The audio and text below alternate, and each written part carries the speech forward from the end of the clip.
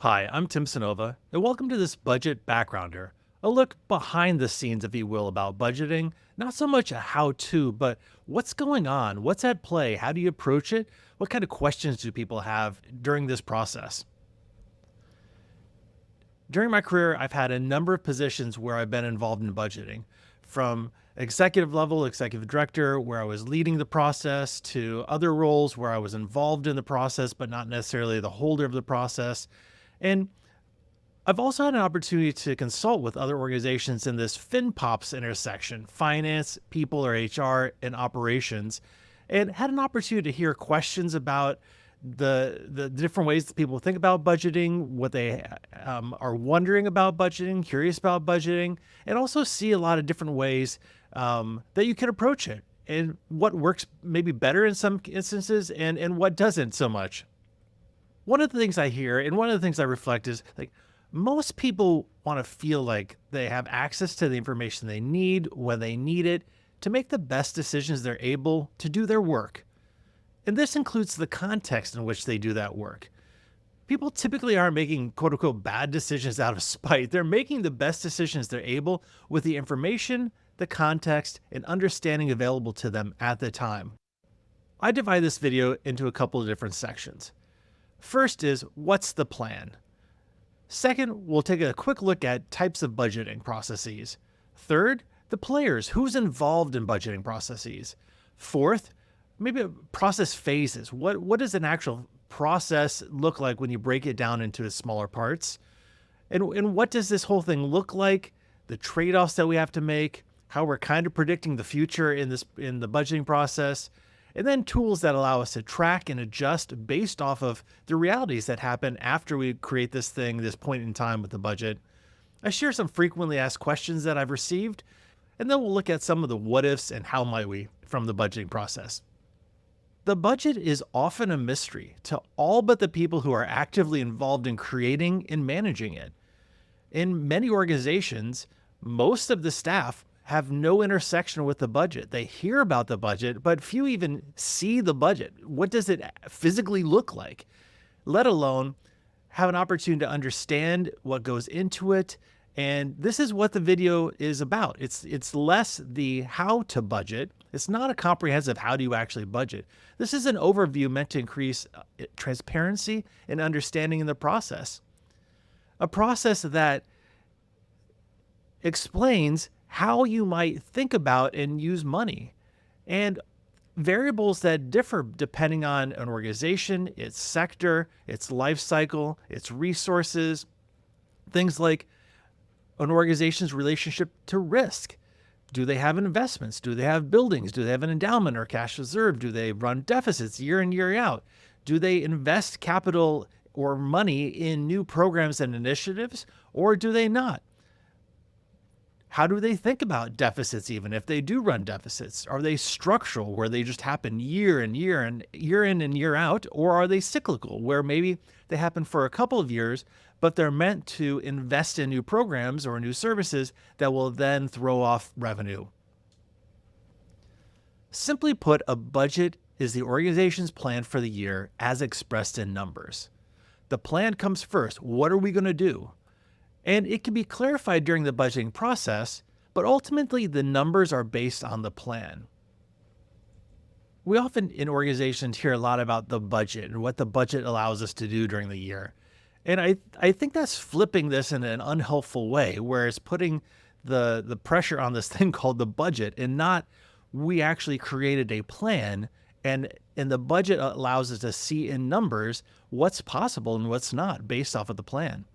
This plan is how we can make and spend money wisely in the next usually 12 months. Sometimes it's maybe a 2 or 3 year budget, depending on the organization's life cycle. But really, at the end of the day, it's how can we make and how can we spend our money wisely in the next 12 months so that we have a stronger organization. It's also how much is it going to cost to do all the things we want to do or need to do to grow, to develop the organization, and how much do we need to raise and earn to achieve those goals? We'll take a look at some of the big buckets, like in revenue, earned revenue or contributed revenue for nonprofit organizations, And some of the big buckets on the expense side, like staffing, payroll personnel, or programs and activities and services, or contractors. How much do we pay consultants and attorneys and accountants?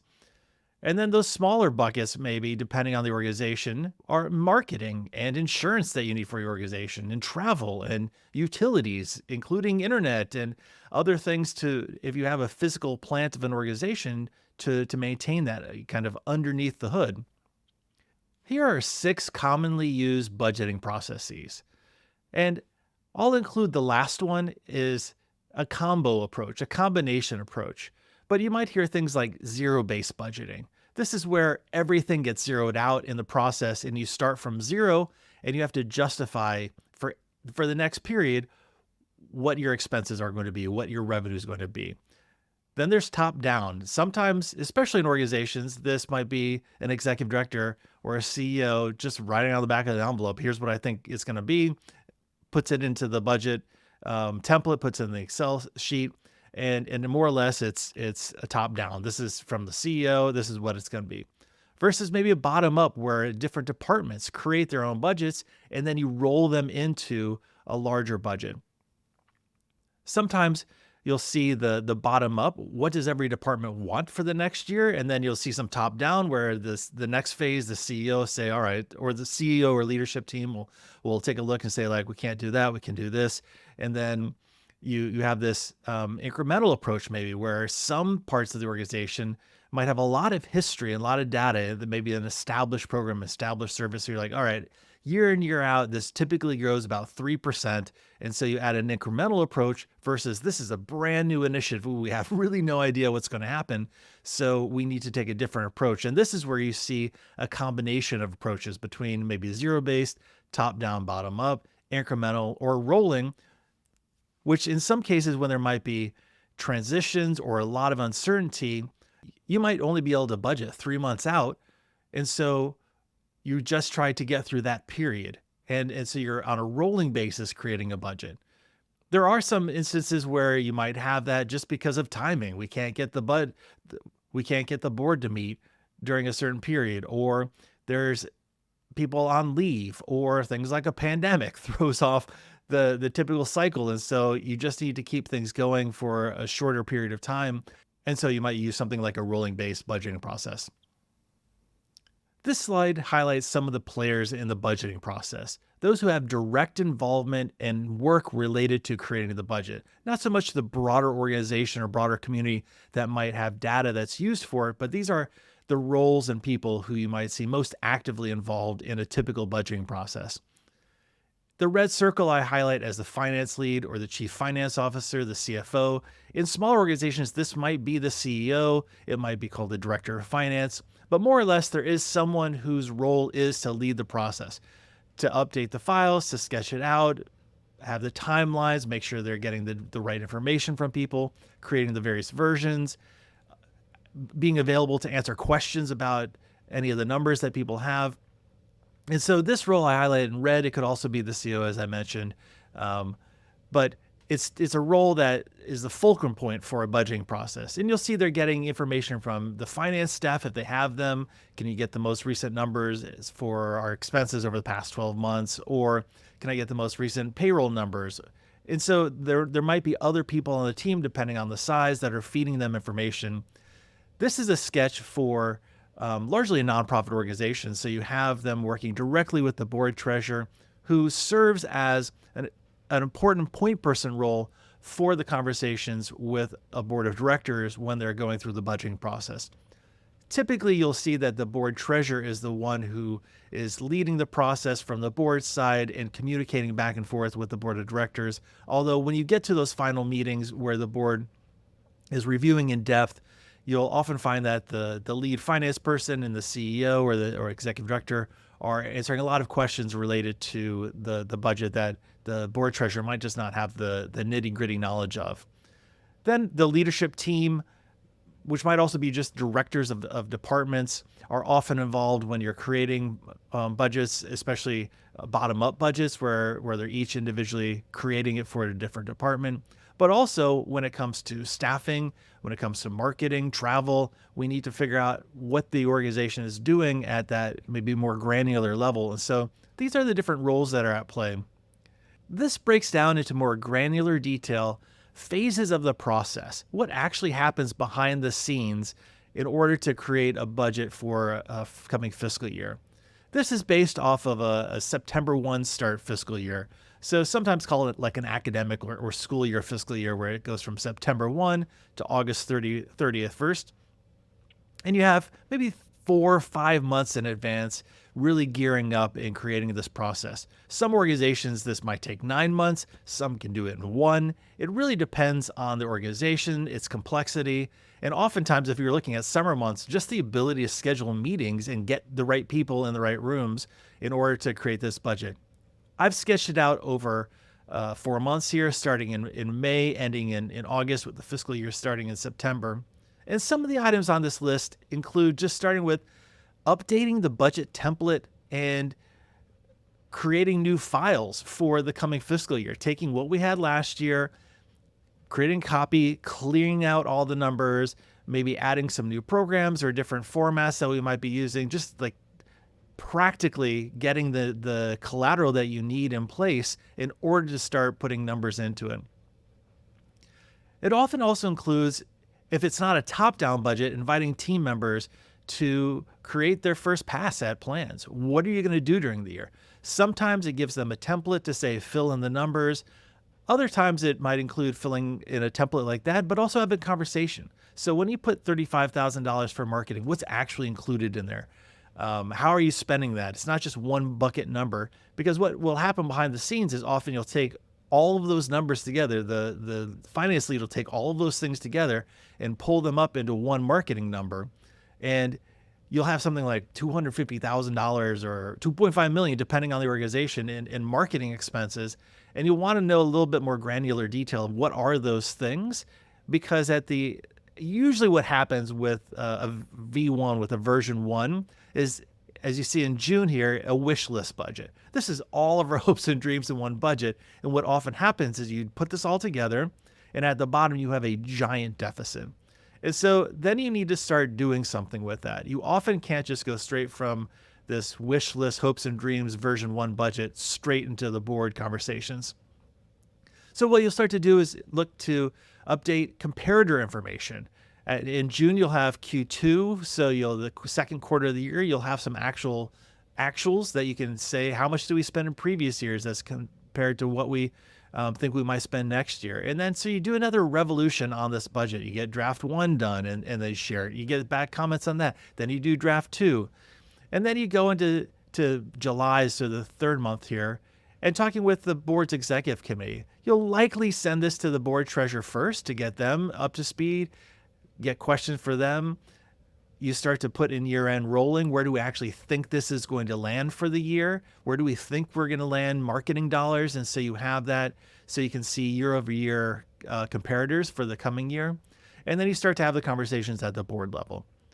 So the board will go into a couple of questions that they might ask, but it typically goes to the board's executive committee or the board's finance committee. They ask questions, then it goes back to the staff team to make adjustments, and then it goes to the full board. Usually in the board packet for one of the meetings. It might happen in July, might happen in August. And so that the full board has the entire format along with notes. Usually notes for the big changes, the big ticket items on there, so they can understand a bit more of the granular detail that's in there, or where the board treasurer thinks they should be paying the most attention, where they should be maybe thinking about the questions that are most pressing for this. And then it goes through a board process.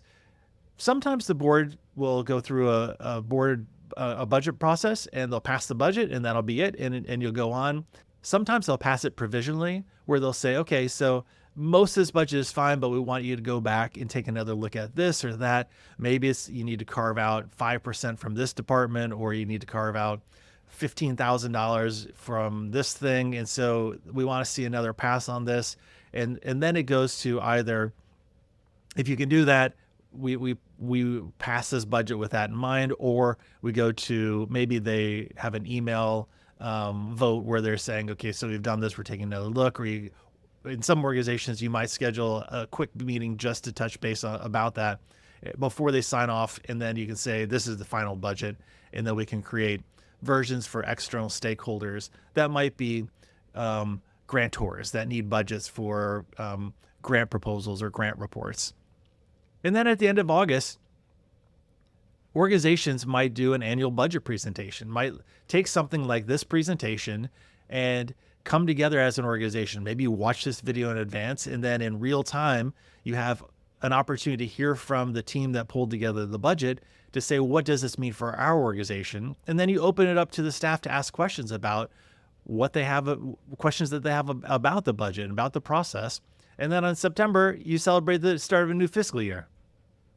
This is just one example of what a budget might look like. This is something where on the left-hand side, you see revenue up top, you have expenses on the bottom. On the right side of the slide, you see I've broken out revenue separately and expenses separately, but it essentially has the revenue up top where you're looking at earned revenue and contributor revenue if you're a nonprofit organization. On the bottom, this puts maybe the largest buckets, payroll and personnel, professional fees, contract labor, separately, and then under institutional expenses, roles, maybe smaller things together. So when you're presenting this to the board or staff, it might be easier to take a look at, these are the biggest buckets.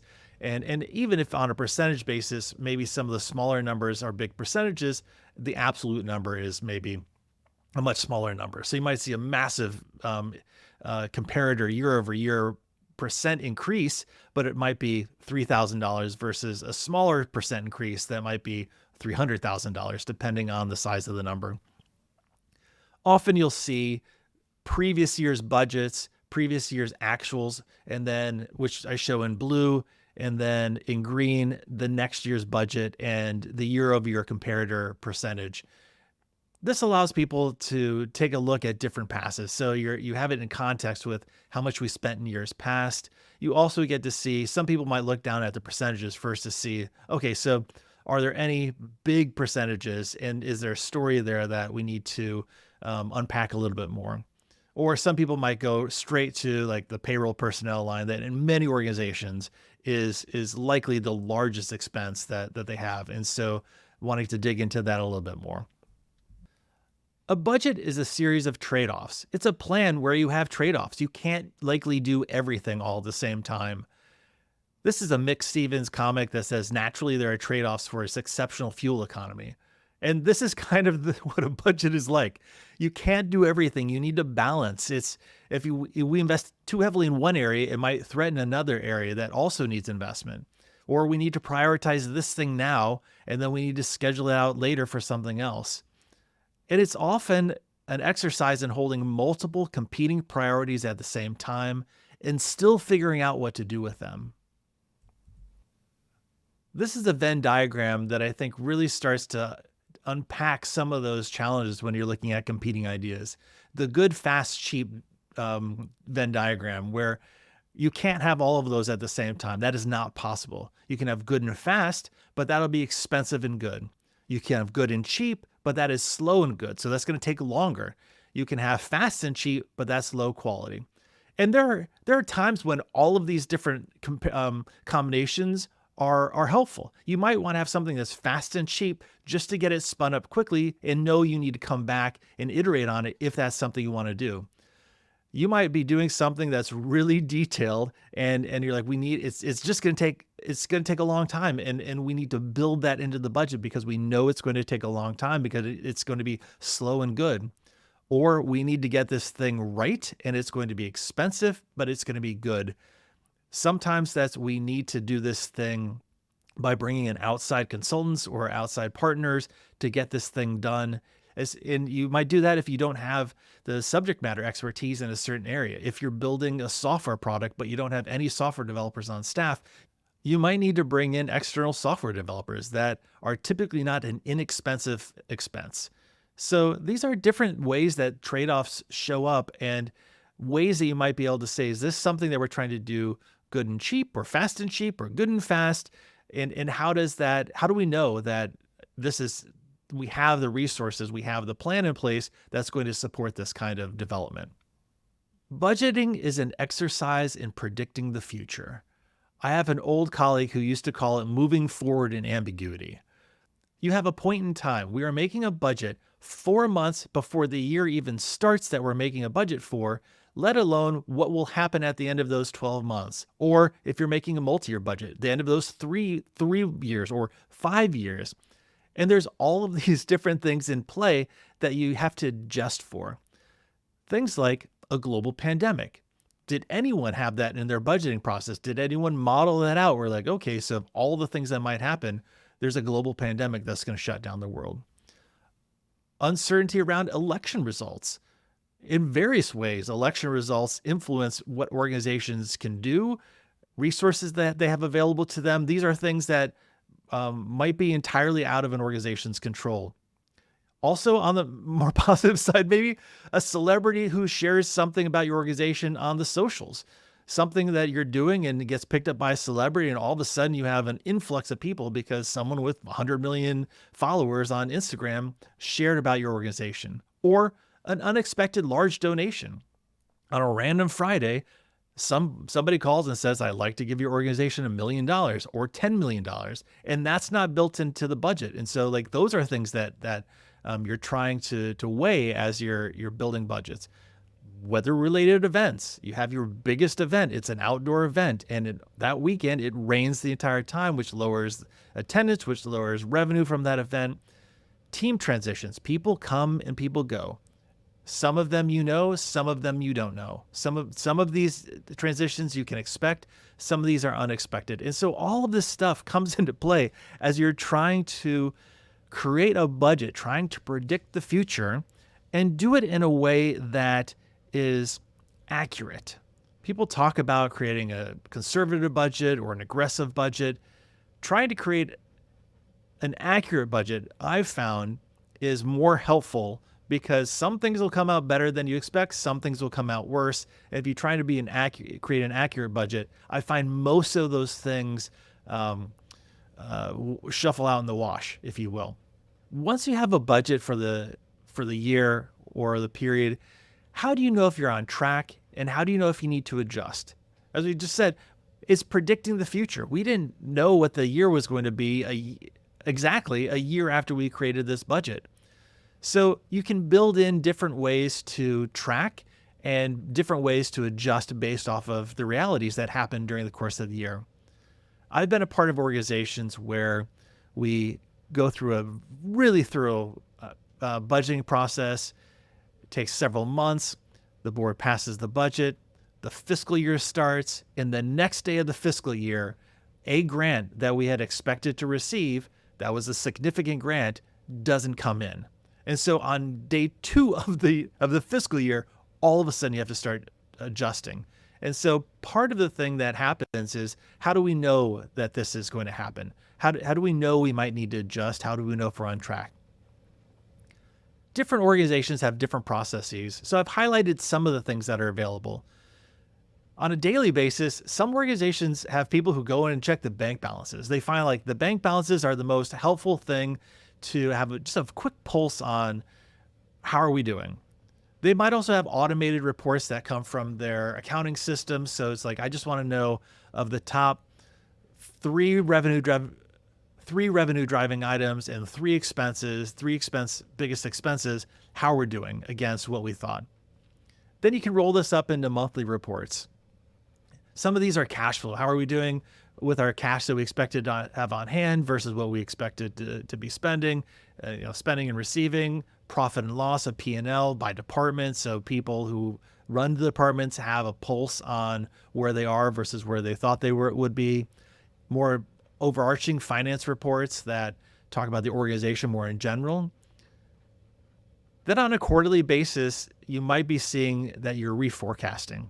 So this is where you say, okay, so we thought we knew what we were going to do for the year. We've gone through a quarter. We've received real data because things have happened here. And now how do we adjust for that? What do we need to change? Do we leave it all as we had it? We're fine. Or Did that grant fall out, which means we need to tweak some of our expenses, or we need to do some different stuff on revenue side. And so that allows the team to say, okay, so here's what reality is based off of what we thought. What are we going to do in the next quarter, in the next period, in order to adjust for that? And so you can see forecasts, you can see financial statements that might be more detail. You can look at liquidity reports, just making sure based on we have the money in the bank that we need to have in the money in the bank. And then often at this quarterly basis, depending on your board meeting schedule, these are the ones that might go to the board. And so they're a bit more detailed in what the board needs to have those conversations to know if the organization is on track in order to fulfill the plans that it wanted to do when it started the budgeting process. And then annually, we see things like the audits and the 990s for nonprofits, and then actual performance. How did we do? And this is where I detailed in the earlier plan, as you come into the budgeting process, you're starting to look at the actual performance. Where is this plane going to land versus where we thought it was going to land? And so we can adjust our next year, our coming period, based off of those actuals. And with this budget presentation, there's also, from these daily, monthly, quarterly, certain annually, points at which the organization, to create an increasing amount of transparency and understanding, should be sharing those with staff. I know organizations that on a monthly basis would share just a couple of data points related to how they're doing with actuals, or on a quarterly basis, share the board packet, share what went to the board, and then make space in their staff meeting after that meeting to have conversations, after that board meeting, to have conversations amongst the staff about where the organization is financially, and also how that impacts the plans. Are we okay? What levers do we need to pull that might be different? What can we, as an organization, as a staff, what you individually as a department head or wherever you might be able to do to influence the plan for the organization, and use the numbers as the frame for how you have that conversation. So what does it all mean as we start to put this together? When you're having those conversations, this process can help identify, clarify why the organization is focusing on X, Y, and Z activities this year versus A, B, C. It can give better understanding to an organization's position in activities and risks and opportunities. It can also help people figure out how they and their department fit into or interact with the large organization rather than being siloed. It also helps identify the levers that everyone has available to pull to influence the budget, both expenses and revenue side.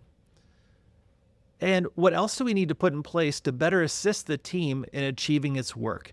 We know where we are. What do we need? What do you need as a team? What do you need as an individual in order to do the work that we had planned to do? A note of caution here: when all of a sudden an organization has transparency into something as complex as the budget often is, it might make people feel anxious and say, oh my God, I didn't know all of this was happening. What else did I know? What else don't I know about the organization?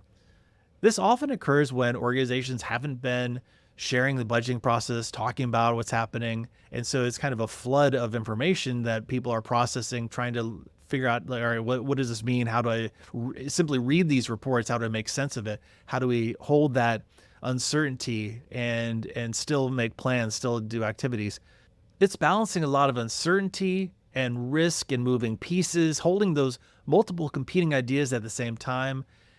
And over time, it begins to calibrate, and with repeated exposure and experience with the process, offering a sense of what you need to know versus what you don't really need to know in as much detail. And so this is one of those things where it's kind of that curve where you have a lot of information. Once you get over it, you start to settle into, okay, so I don't need, that's helpful to know maybe, or I'm glad that information exists, but I don't really need to know it in that detail. So when you're approaching conversations for the very first time, or maybe early on, there's a lot of questions that will come from this, and also maybe some uncertainty and anxiety, because these might be areas where most people in the organization had no transparency and understanding of, and all of a sudden you're starting to have deeper, richer conversations about this aspect. And so just a note of caution as you prepare. So um, figure out ways to make a lot of space for people to process this information,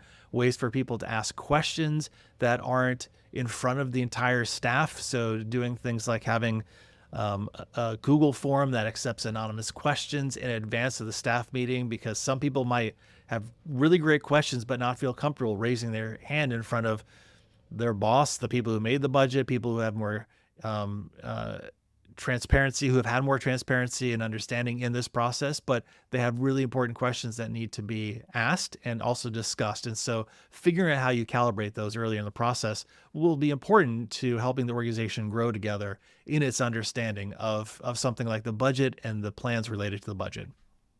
I have pages and pages of frequently asked questions from various different groups as part of this process.